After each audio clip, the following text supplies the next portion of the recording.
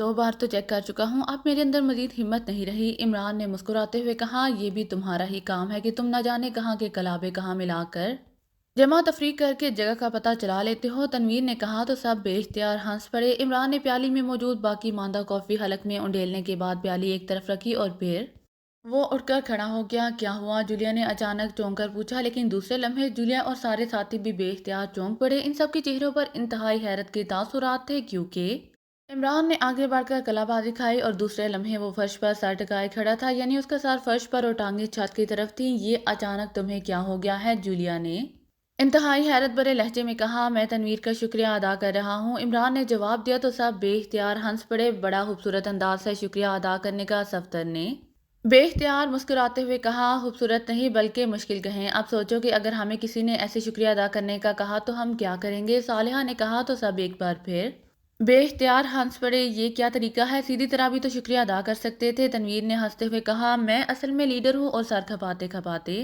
मेरे दिमाग की रगें फेल हो गई हैं और इसे चार्ज करने के लिए इस हालत में होना ज़रूरी होता है। इमरान ने यकलहत उछलकर सीधा खड़े होते हुए कहा, तो आप जहन को ताज़ा कर रहे थे? सफदर ने मुस्कुराते हुए कहा, हाँ बेशक, तुम सालिहा का शुक्रिया अदा करके देख लो। इमरान ने दोबारा कुर्सी पर बैठते हुए कहा तो कमरा एक बार फिर कहकहों से गूंज उठा। इमरान ने रिसीवर उठाया और पहले लाउडर का बटन प्रेस करके उसने तेजी से इंक्वायरी के नंबर प्रेस कर दिए। Yes inquiry please. राब्ता कायम होते ही एक नस्वानी आवाज़ सुनाई दी, यहाँ से ड्राफ्ट टाउन का राब्ता नंबर दें। इमरान ने कहा तो दूसरी तरफ से नंबर बता दिया गया। इमरान ने क्रैडल दबाया और फिर टून आने पर उसने तेजी से नंबर प्रेस करने शुरू कर दिए। Inquiry please. एक नस्वानी आवाज़ सुनाई दी, लेकिन ये पहली आवाज़ से मुख्तलिफ थी। मिस्टर मालकम का फ़ोन नंबर दें, मैं मिलिट्री इंटेलिजेंस से बोल रहा हूँ। इमरान ने लहजा बदल कर कहा, मिस्टर मालकम सॉरी सर, यहाँ ड्राफ्ट टाउन में उनके नाम पर कोई नंबर नहीं है। दूसरी तरफ से कहा गया, क्या आप कंफर्म हैं? इमरान ने कहा, यस सर। दूसरी तरफ से जवाब दिया गया, ओके।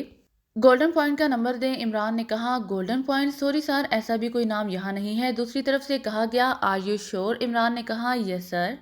दूसरी तरफ से कहा गया तो इमरान ने रिसीवर रख दिया। इसका मतलब है कि तुम्हारी तहकीक गलत साबित हुई है। जूलिया ने मुंह बनाते हुए कहा, नहीं तहकीक गलत नहीं है, असल बात यह है कि वहाँ नाम ही गलत दिए गए हैं। बहरहाल एक और रास्ता है कि इस पर चलकर हम कुछ कर सकते हैं, फिर कुछ सोचेंगे। इमरान ने कहा, कौन सा?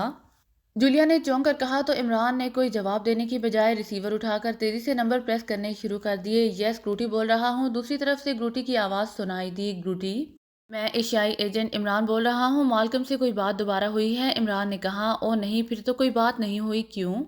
ग्रूटी ने चौंक कर कहा, हालांकि मुझे हतमी तौर पर इत्तला मिली है कि ड्राफ्ट टाउन से तुम्हें कॉल की गई है। इमरान ने कहा, ड्राफ्ट टाउन से? वो किसने? वहाँ कौन है जिसने मुझे कॉल करनी थी? ग्रूटी के लहजे में हकीकी हैरत थी। ओके, बहरहाल वादा याद रखना, जब मालकम वापस आ जाए तो हमें तुमने आगाह करना है। इमरान ने कहा और रिसीवर रख दिया।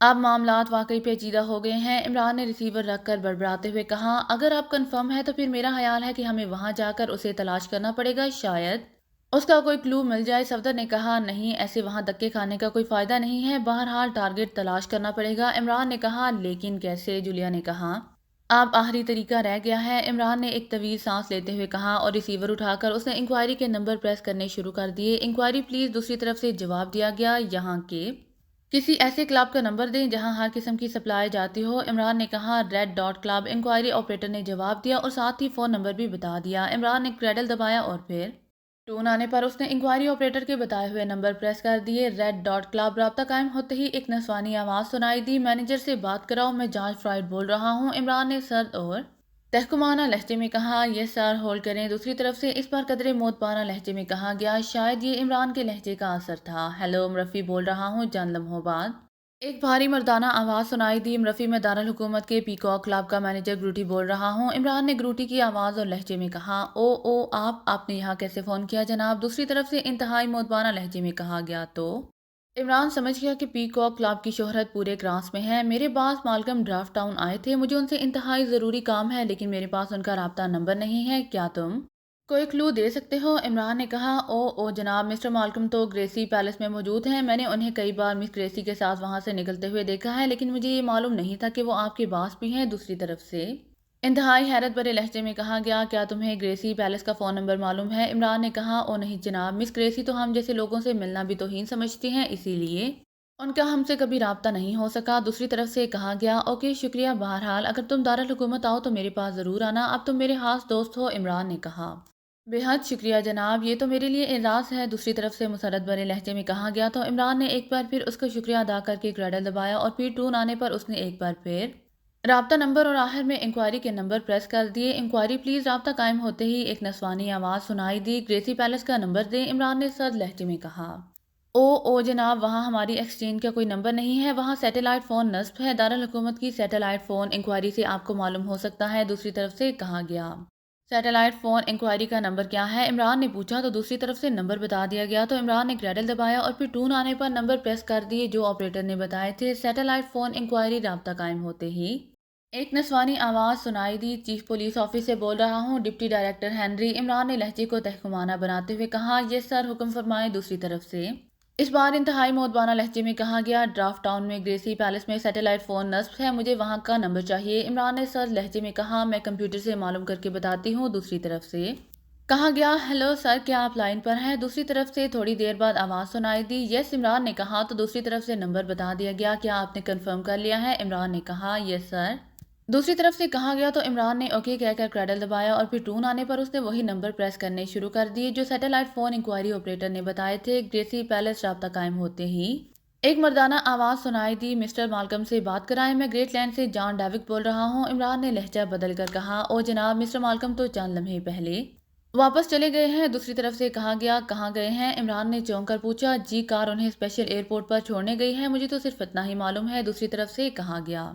और मिस ग्रेसी वो कहाँ हैं? इमरान ने पूछा। जी, वो भी उनके बाद बाहर चली गई हैं। दूसरी तरफ से कहा गया। ओके, इमरान ने कहा और रिसीवर रख दिया। नंबर प्रेस कर करके मेरी उंगलियां भी थक गई हैं और नतीजा निकला टाएं टाएं फिश। इमरान ने कुर्सी की सीट से पुश लगाते हुए कहा। वैसे तुम्हारा जहन वाकई कंप्यूटर है, तुमने बहरहाल यहाँ बैठे बैठे ना सिर्फ उसका सुराग लगा लिया बल्कि इस बारे में सब कुछ मालूम भी कर लिया। जूलिया ने तहसीन आमेज लहजे में कहा। इसीलिए तो जहान कहता है कि अब इमरान साहब के साथ मिशन पर जाने से कोई लुत्फ नहीं आता। इमरान साहब फ़ोन पर खुद ही मिशन मुकम्मल कर लेते हैं। अब देखिए, इमरान साहब की बजाय मैं होता तो मैं सिर्फ मालूमात हासिल करता, कुछ लुत्फ तो आता। सफदर ने कहा और सब बेख्तियार हंस पड़े। दरअसल अब मैं बूढ़ा होता जा रहा हूँ, इसीलिए कोशिश करता हूँ कि ज़्यादा हरकत ना करनी पड़े। क्यों जूलिया? इमरान ने कहा तो सब एक बार फिर हंस पड़े।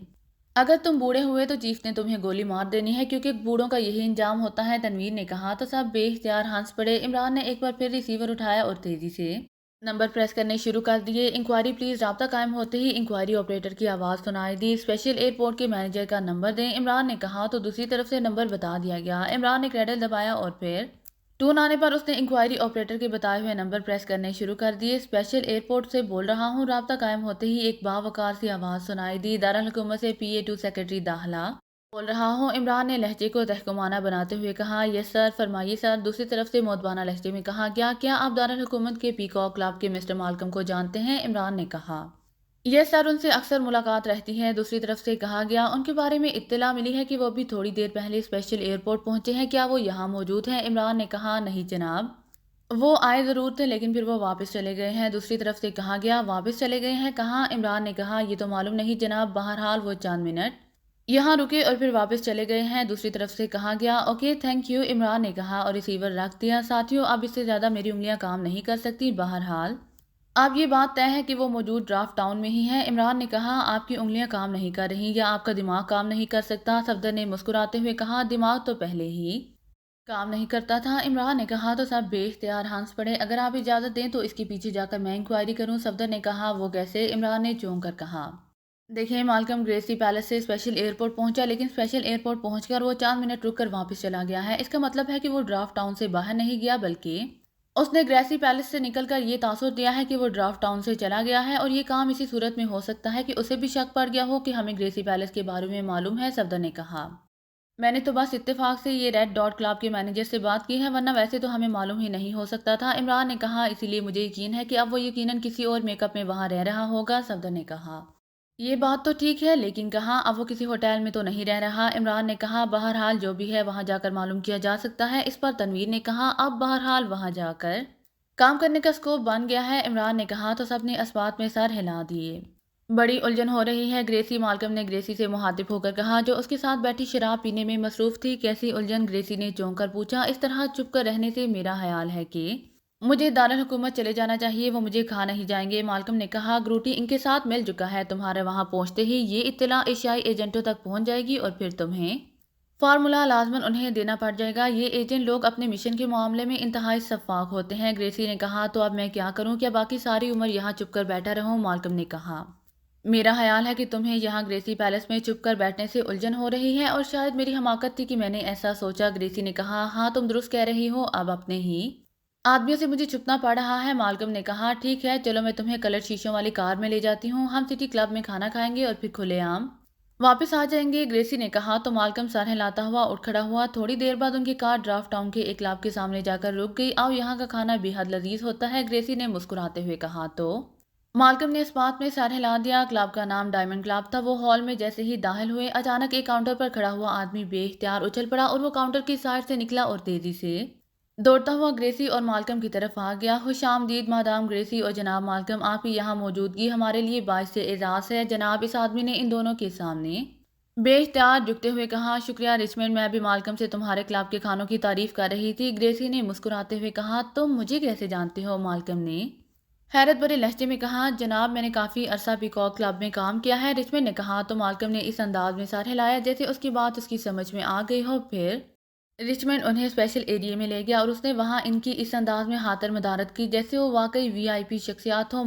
مالکم رچمنڈ کے اس انداز کے استقبال پر واقعی بے حد خوش ہو رہا تھا اور اس کے چہرے پر چھائی ہوئی بوریت اب دور ہو چکی تھی۔ کھانا کھانے کے بعد وہ دونوں نے رچمنڈ سے کھانوں کی بے حد تعریف کی اور پھر اس کا خصوصی شکریہ ادا کیا اور پھر کار میں بیٹھ کر واپس گریسی پیلس پہنچ گئے۔ اب میں واقعی اپنے آپ کو آزاد محسوس کر رہا ہوں، مالکم نے کار سے اترتے ہوئے کہا تو گریسی بے اختیار مسکرا دی۔ جناب ابھی کچھ دیر پہلے فون آیا تھا روگر صاحب کا، میں نے انہیں بتا دیا ہے کہ آپ یہاں سے واپس جا چکے ہیں۔ ایک نوجوان نے تیزی سے مالکم کے قریب آ کر کہا ٹھیک ہے میں واپس آ گیا ہوں، میں بات کر لوں گا اس سے، مالکم نے کہا اور پھر کمرے میں جا کر اس نے ریسیور اٹھایا اور تیزی سے نمبر پریس کرنے شروع کر دیے۔ روگر بول رہا ہوں۔ چند لمحوں بعد روگر کی آواز سنائی دی، مالکم بول رہا ہوں روگر۔ مالکم نے کہا او کہاں سے بول رہے ہو؟ روگر نے چونک کر کہا جہاں تم نے پہلے فون کیا تھا۔ مالکم نے جان بوجھ کر مقام کا نام لیے بغیر کہا اچھا لیکن ابھی میں نے فون کیا تھا تو مجھے بتایا گیا کہ تم یہاں سے جا چکے ہو۔ روگر نے کہا ہاں لیکن پھر واپس آ گیا ہوں۔ لیکن تم نے مجھے فون کیوں کیا ہے؟ کیا کوئی خاص بات ہے؟ مالکم نے کہا ہاں تمہیں اطلاع دینی تھی کہ میرے آدمیوں نے ان ایشیائی ایجنٹوں کو ٹریس کر لیا ہے اور یہ ایجنٹ خصوصی چارٹر سروس سے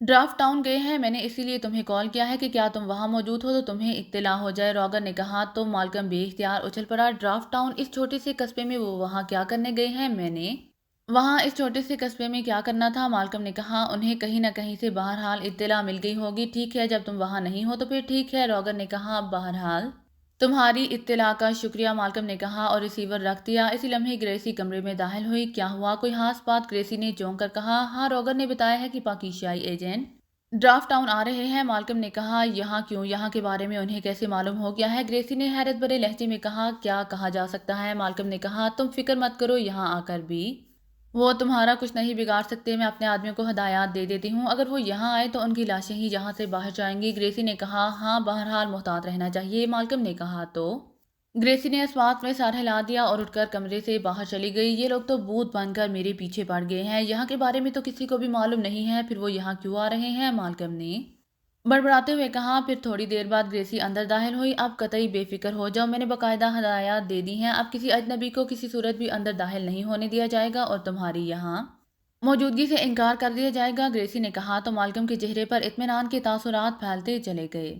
عمران صاحب پہلے کہیں چل کر کھانا کھا لیں، اب تو معاملہ برداشت سے باہر ہو رہا ہے، صفدر نے کہا۔ وہ سب ڈرافٹ ٹاؤن کے خصوصی ایئرپورٹ پر موجود تھے، انہیں خصوصی چارٹر سروس سے یہاں آنا پڑا تھا کیونکہ یہاں کے لیے باقاعدہ کوئی فلائٹ نہیں تھی۔ بھوک تو واقعی مجھے بھی لگ رہی ہے۔ ٹھیک ہے عمران نے کہا اور پھر وہ ایئرپورٹ سے نکل کر ٹیکسی اسٹینڈ کی طرف بڑھنے لگے۔ یہاں ڈرافٹ ٹاؤن میں سب سے لذیذ کھانا کہاں ملتا ہے؟ عمران نے ایک ٹیکسی ڈرائیور سے مخاطب ہو کر کہا۔ رچمنڈ کلب کا کھانا پورے ڈرافٹ ٹاؤن میں مشہور ہے جناب، ٹیکسی ڈرائیور نے کہا تو پھر ہمیں وہاں لے چلو، عمران نے کہا تو ٹیکسی ڈرائیور نے اسبات میں سر ہلا دیا۔ پھر وہ سب دو ٹیکسیوں میں بیٹھ کر وہاں سے روانہ ہوئے اور تھوڑی دیر بعد وہ رچمنڈ کلب کے ہال میں داخل ہو رہے تھے۔ پھر وہ جیسے ہی ہال میں داخل ہوئے کاؤنٹر پر کھڑا ہوا نوجوان تیزی سے ان کی طرف آیا۔ میرا نام رچمنڈ ہے جناب، آپ یہاں پہلی بار تشریف لائے ہیں؟ نوجوان نے قریب آ کر انتہائی مودبانہ لہجے میں کہا۔ او بے حد شکریہ، آپ کے کھانوں کی یہاں بڑی شہرت ہے، عمران نے کہا۔ جی آپ کی مہربانی ہے، آئیے تشریف لائیے، ادھر اسپیشل سیٹیں ہیں، رچمنڈ نے کہا اور پھر انہیں ایک علیحدہ حصے میں لے جایا گیا۔ عمران اور اس کے ساتھیوں نے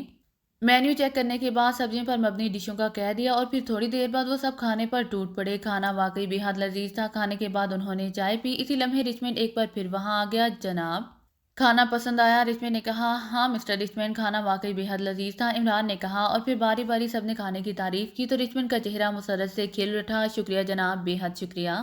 رچمن نے کہا مسٹر رچمن، کیا آپ دارالحکومت کے پیکاک کلب میں کبھی گئے ہیں؟ عمران نے اچانک پوچھا۔ او سر، میں تو وہاں ملازمت کرتا رہا ہوں، رچمن نے جواب دیا۔ تو عمران بے اختیار چونک پڑا۔ پھر تو آپ ہمارے دوست مالکم کو بھی جانتے ہوں گے؟ عمران نے کہا جی ہاں جناب، بہت اچھی طرح۔ ابھی آپ کے کھانے سے آنے سے 2 گھنٹے پہلے جناب مالکم اور ان کی دوست مادام گریسی یہاں سے کھانا کھا کر گئے ہیں، اور انہوں نے بھی میرے کھانوں کی بے حد تعریف کی ہے۔ رچمن نے کہا وہ اس وقت ان سب کے ساتھ ایک کرسی پر بیٹھا ہوا تھا، جبکہ عمران اور اس کے ساتھی چائے پینے میں مصروف تھے۔ مادام گریسی وہی جن کا یہاں گریسی پیلس ہے؟ عمران نے کہا جی ہاں وہی جناب۔ ویسے اب آپ سے کیا چھپانا جناب، آپ تو ان کے دوست ہیں، اصل مالک تو جناب مالکم ہی ہیں، نام البتہ انہوں نے اپنے دوست کے نام پر رکھ دیا ہے۔ ویسے صاحب کیا خوبصورت حویلی ہے، بالکل قدیم دور کے داستانوں جیسی۔ رچمن واقعی بے پناہ بولنے کا عادی تھا، اسی لیے وہ سب کچھ خود ہی بتائے چلا جا رہا تھا۔ اسے صرف دلچسپی اپنے کلب کے کھانوں کی شہرت کی تھی۔ کہاں ہے یہ حویلی؟ عمران نے پوچھا تو رچمن نے پوری تفصیل سے حویلی کے بارے میں بتا دیا۔ اوکے، بے حد شکریہ، آپ کا یہ کھانا واقعی پوری دنیا میں سب سے زیادہ لذیذ ثابت ہوا ہے۔ بہرحال اب ایک انفارمیشن دے دو کہ ہم ہوٹلوں وغیرہ میں رہنے سے کتراتے ہیں اور ہمیں یہاں کچھ دن رہنا بھی ہے، اس لیے کوئی ایسی ٹپ دو کہ ہمیں رہائش کا اور کاریں وغیرہ مل سکیں۔ عمران نے کہا ارے یہ کون سا مسئلہ ہے جناب، میں ابھی بندوبست کرا دیتا ہوں، رچمن نے کہا، اور پھر اس نے ویٹر کو کہہ کر فون وہیں منگوا لیا۔ پھر اس نے کسی سے بات کی اور پھر فون آف کر دیا۔ یہاں سے کچھ فاصلے پر اسٹار ٹریولز کا آفس ہے، وہ آپ کی خدمت کے لیے تیار بیٹھے ہیں، میں نے انہیں کہہ دیا ہے، لیکن جناب ایک درخواست ہے، رچمن نے اٹھتے ہوئے کہا۔ کیا؟ عمران نے چونک کر کہا۔ صرف اتنے کہ آپ جتنے دن بھی یہاں رہیں کھانا میرے کلب میں ہی کھایا کریں یا پھر آرڈر دے دیا کریں، کھانا آپ کی رہائش گاہ پر پہنچا دیا جائے گا، رچمن نے کہا۔ تو عمران نے فوراً ہی اس سے وعدہ کر لیا، تو رچمن نے خوش ہو کر ان کے شکریہ ادا کیا اور دوبارہ ہال کے کاؤنٹر کی طرف بڑھ گیا۔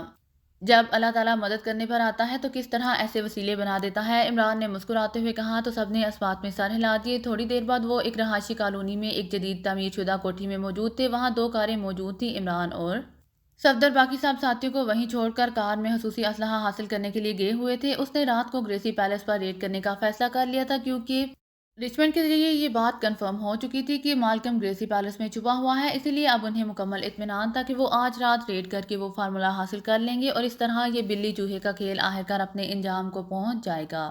مالکم اور گریسی اپنے خاص کمرے میں بیٹھے شراب پینے میں مصروف تھے کہ پاس پڑے ہوئے انٹرکام کی گھنٹی بج اٹھی، تو مالکم نے ہاتھ بڑھا کر ریسیور اٹھا لیا۔ یس مالکم نے کہا، راگر کی کال ہے جناب، دوسری طرف سے کہا گیا۔ او اچھا، بات کراؤ، مالکم نے چونک کر کہا۔ ہیلو، راگر بول رہا ہوں۔ چند لمحوں بعد راگر کی آواز سنائی دی۔ مالکم بول رہا ہوں، راگر کیسے کال کی ہے؟ مالکم نے کہا، جان ڈیوک، اس کے ماتحت فشر اور سلی تینوں میرے پاس موجود ہیں۔ دوسری طرف سے کہا گیا، تمہارے پاس موجود ہیں؟ کیا مطلب؟ مالکم نے چونک کر حیرت بھرے لہجے میں کہا۔ جان ڈیوک ایکریمیا سے واپس آ گیا ہے، اس نے وہاں کسی سے فارمولے کا سودا کر لیا ہے، اور اب وہ فوری طور پر تم سے فارمولہ حاصل کرنا چاہتا ہے۔ اسے معلوم ہے کہ تم جہاں بھی ہوگے بہرحال میری رینج میں ضرور ہوگے، اسی لیے وہ اپنے ماتحتوں فشر اور سلی کے ساتھ میرے آفس پہنچ گیا ہے، راگر نے تفصیل بتاتے ہوئے کہا۔ میری بات کراؤ اس سے، مالکم نے کہا۔ ہیلو، جان ڈیوک بول رہا ہوں۔ چند لمحوں بعد جان ڈیوک کی آواز سنائی دی۔ تم نے تو کہا تھا کہ ابھی تم کافی دنوں بعد آؤ گے، پھر اتنی جلدی کیسے واپس آ گئے؟ مالکم نے کہا، راگر نے تمہیں بتایا تو ہے کہ اس فارمولے کا سودا ہو گیا ہے، اور میں نے اسے حاصل بھی اسی لیے کیا تھا، چنانچہ اب مزید دیر کرنا خطرناک بھی ثابت ہو سکتا ہے، جان ڈیوک نے جواب دیا۔ اوکے، پھر تم ایسا کرو کہ خصوصی پرواز سے ڈرافٹ ٹاؤن پہنچ جاؤ، جب ایئرپورٹ پر پہنچ جاؤ تو اس نمبر پر مجھ سے بات کر لینا،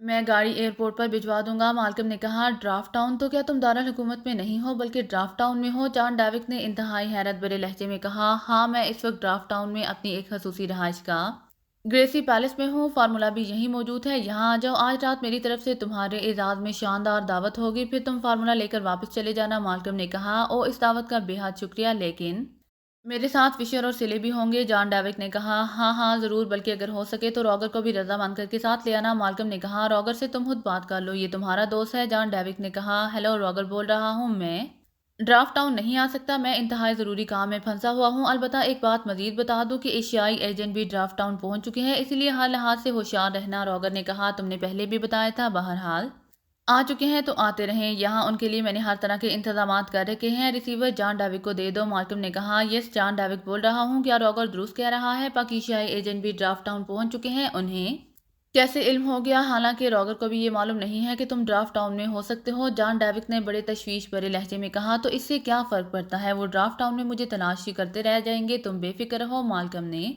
بڑے اعتماد بھرے لہجے میں کہا، ٹھیک ہے، میں آ رہا ہوں، میں تمہیں ایئرپورٹ سے فون کروں گا، دوسری طرف سے کہا گیا، اور اس کے ساتھ ہی مالکم نے ریسیور رکھ دیا۔ تم نے انہیں یہاں بلوایا ہے؟ حالانکہ آج تک تم نے اس اڈے کو سب سے خفیہ رکھا ہے، گریسی نے حیرت بھرے لہجے میں کہا۔ اب میں نے فیصلہ بدل دیا ہے، اب میں نے اسے اوپن کر دیا ہے، مالکم نے کہا تو گریسی بے اختیار مسکرا دی۔ پھر تقریباً 2 گھنٹوں بعد انہیں جان ڈاوک کی کال مل گئی اور مالکم کے کہنے پر گریسی نے ایک کار ایئرپورٹ پر بھجوا دی اور پھر تقریباً نصف گھنٹے بعد جان ڈاوک، فشر اور سیلی گریس پیلس میں پہنچ چکے تھے۔ وہ تینوں اس حویلی کو دیکھ کر بے حد متاثر ہوئے تھے۔ مجھے اب بھی الجھن ہو رہی ہے، مالکم کے ایشیائی ایجنٹ یہاں پہنچ چکے ہیں، کیا ایسا نہیں ہو سکتا کہ تم مجھے فارمولا دے دو، ہم ابھی چارٹر طیارے سے واپس دارالحکومت چلے جائیں؟ جان ڈیوک نے کہا۔ ارے تم مالکم کے پاس ہو، اس میں گھبرانے کی کیا ضرورت ہے؟ اول تو پاکستانی ایجنٹوں کو یہاں کے بارے میں معلوم ہی نہیں ہو سکتا، اور اگر ہو بھی جائے تو وہ یہاں کسی صورت اندر داخل نہیں ہو سکتے۔ یہاں انتہائی سخت ترین حفاظتی انتظامات موجود ہیں، اسی لیے قطعی بے فکر ہو، تم یہاں ہر لحاظ سے محفوظ ہو۔ کل ہم سب اکٹھے ہی واپس جائیں گے، البتہ اگر تم وہ فارمولا ابھی اپنی تحویل میں لینا چاہتے ہو تو ایسا ہو سکتا ہے، کیونکہ وہ بہرحال تمہاری امانت ہے، مالکم نے کہا۔ ٹھیک ہے، وہ فارمولا مجھے دے دو، تمہارا بے حد شکریہ، جان ڈیوک نے کہا۔ تو مالکم مسکراتا ہوا اٹھا اور اپنے ہاتھ کمرے کی طرف بڑھ گیا۔ اس نے فارمولا ایک خفیہ سیف سے نکالا اور پھر واپس آ کر اس نے فارمولا جان ڈیوک کے حوالے کر دیا۔ اب اس کے چہرے پر گہرے اطمینان کے تاثرات نمایاں تھے۔ جان ڈیوک نے بڑی اچھی طرح فارمولے کو چیک کیا اور پھر اسے ہر لحاظ سے اصل پا کر اس نے اپنے کوٹ کی اندرونی جیب میں رکھا اور اس کے ساتھ ہی وہ اٹھ کھڑا ہوا۔ آئی ایم سوری مالکم، میرے اندر بے حد بے چینی پیدا ہو گئی ہے، اسی لیے میں اکیلا واپس چلا جاتا ہوں۔ فشر اور سلی یہاں میری نمائندگی کریں گے، جان ڈیوک نے کہا۔ چلو ٹھیک ہے، تمہاری تسلی ہونی چاہیے، آؤ میں کار میں تمہیں ایئرپورٹ بھجواتا ہوں، مالکم نے کہا اور اٹھ کھڑا ہوا تو جان ڈیوک کے چہرے پر اطمینان کے تاثرات ابھرائے۔ باس ہم بھی آپ کے ساتھ چلیں، فشر نے کہا۔ نہیں، تم دونوں یہاں رکو گے اور میری نمائندگی کرو گے، تم لوگوں نے کل آنا ہے، جان ڈیوک نے کہا۔ تو فشر اور سلی دونوں نے اس بات میں سر ہلا دیے۔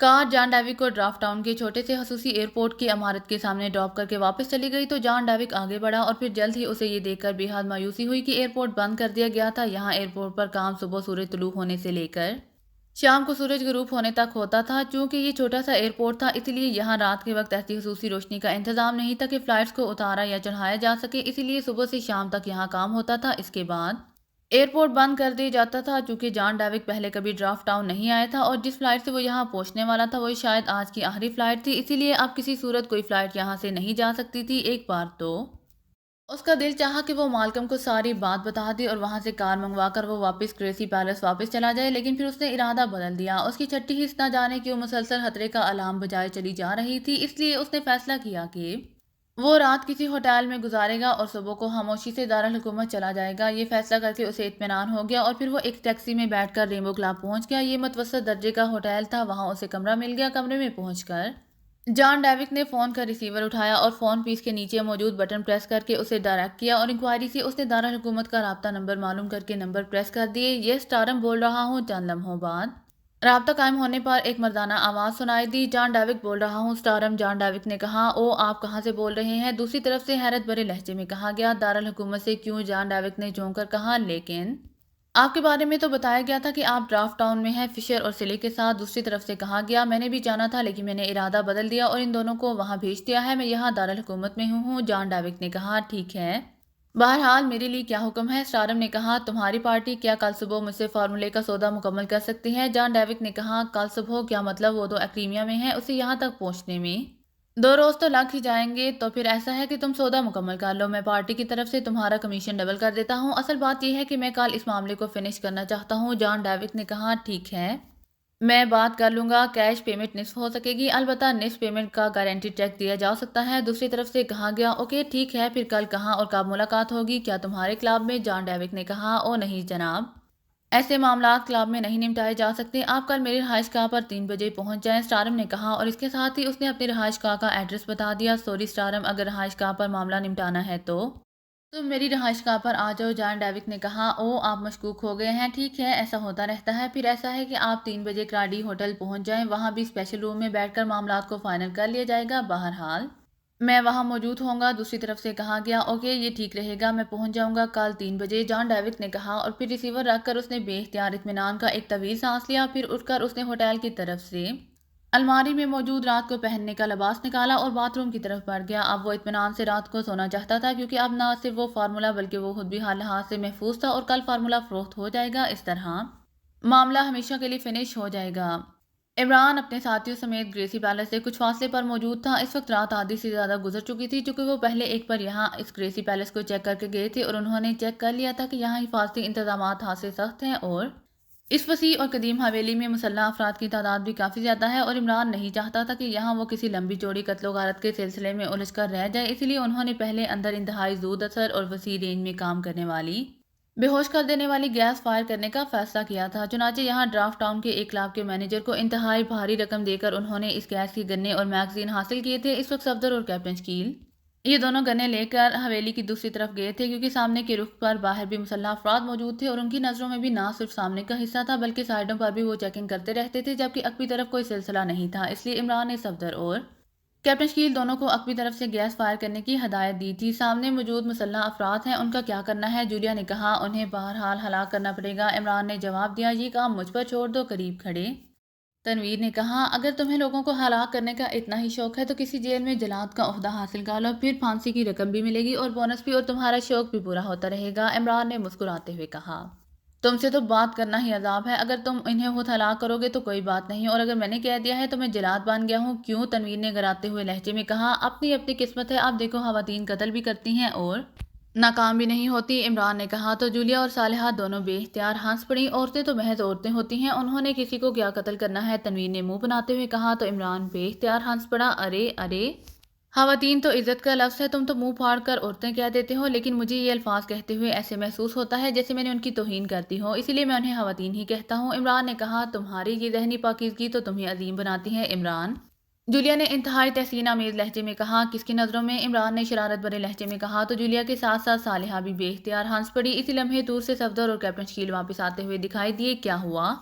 عمران نے ان کے قریب پہنچتے ہی کہا، 10 میگزین فائر کر دیے ہیں اور میرے خیال میں یہ کافی ہیں۔ صفدر نے جواب دیتے ہوئے کہا، ہاں، اتنی بڑی بلڈنگ کے لیے اتنے ہی ضروری تھے۔ عمران نے کہا، اب ان باہر موجود مسلح افراد کا کیا کرنا ہے؟ صفدر نے کہا، تنویر نے انہیں ہلاک کرنے کا سودا کیا ہے میرے ساتھ۔ عمران نے مسکراتے ہوئے کہا، سودا کیا ہے؟ کیا مطلب؟ صفدر نے چونک کر کہا، کسی بکواس کی ضرورت نہیں۔ تنویر نے کاٹ کھانے والے لہجے میں کہا، ارے خود ہی سودا کیا اور خود ہی اسے بکواس کہہ رہے ہو؟ عمران بلا کہاں آسانی سے باز آنے والا تھا۔ وقت ضائع مت کرو عمران، ایسا نہ ہو کہ گیس کے اثرات ختم ہو جائیں۔ جولیا نے کہا، بے فکر رہو، وہ تو کب کے ختم ہو چکے ہوں گے، لیکن ہو سکتا ہے کہ اس عمارت کے نیچے تہخانے ہوں، وہاں اثرات مزید کچھ دیر رہ جاتے ہیں، اس لیے چند منٹ صبر کر لو۔ عمران نے کہا تو جولیا نے اس انداز میں سر ہلا دیا جیسے کہہ رہی ہو کہ بکواس کرنے کی ضرورت نہیں، تم نے تو ویسے ہی بتا دیا کہ تم اسی لیے وقت گزار رہے ہو، تو زیادہ بہتر رہے گا۔ پھر تقریباً 5 منٹ بعد عمران نے آگے بڑھنے کا فیصلہ کر لیا۔ سائلنسر لگے مشین پسٹل تمہارے پاس ہے، اسی لیے جا کر باہر موجود ان مسلح افراد کا خاتمہ کر دو، پھر پھاٹک کھول دو تاکہ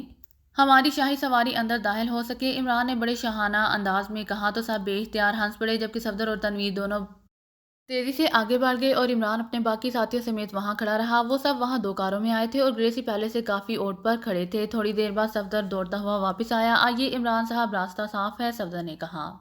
کہاں صاف ہے؟ وہ رکیب روسیا، میرا مطلب ہے رکیب روس سفید تو عین راستے میں موجود ہوگا۔ عمران نے مڑ کر کار میں بیٹھتے ہوئے کہا تو صفدر بے اختیار ہنس پڑا۔ تھوڑی دیر بعد وہ سب کاروں میں بیٹھ کر پھاٹک کے قریب پہنچے تو جہازی سائز کا پھاٹک کھلا ہوا تھا اور تنویر وہاں موجود تھا۔ عمران نے کار اندر ایک طرف موجود کاروں کے ساتھ روک دی، دوسری کار بھی اس کے پیچھے رک گئی۔ حویلی واقعی بے حد وسیع تھی اور پھر تھوڑی دیر بعد ان سب نے صرف پوری حویلی کی تلاشی لے ڈالی، بلکہ وہاں پڑے ہوئے بے ہوش افراد کو بھی اٹھا کر انہوں نے ایک بڑے ہال میں اکٹھا کر دیا۔ ان میں سے مسلح افراد کو جو بیرونی حصوں میں بے ہوش پڑے ہوئے تھے علیحدہ رکھا گیا تھا، جبکہ اندرونی حصوں میں سے ملنے والے افراد کو علیحدہ رکھا گیا تھا۔ مسلح افراد کی تعداد 18 تھی، وہ سب بے ہوش پڑے ہوئے تھے، جبکہ اندرونی حصوں سے ملنے والے افراد کی تعداد 14 تھی، جن میں سے 8 مرد اور 6 خواتین تھیں۔ ان میں سے ایک مرد اور عورت کو عمران پہچان گیا تھا، یہ جان ڈیوڈ کے ماتحت فشر اور سلی تھے، جبکہ باقی افراد کو وہ نہیں جانتا تھا، لیکن ان کے لباسوں کی تلاشی سے اس نے بہرحال گریسی اور مالکم کا انتخاب کیا تھا اور پھر اس نے مادام گریسی کو ہوش میں لے آنے کی ہدایات کر دی۔ البتہ ان سب کو رسیوں کی مدد سے کرسیوں پر باندھ دیا گیا تھا۔ حویلی کے اندر سے انہیں وافر مقدار میں رسیوں کے بنڈل مل گئے تھے۔ ویسے بھی مسلح افراد کو باندھنے کی ضرورت نہیں سمجھی گئی تھی، کیونکہ اس گیس کے اثرات 4-5 گھنٹوں تک باقی رہتے تھے، اسی لیے ان کے ہوش میں آنے کی گنجائش نہیں تھی۔ اینٹی گیس کی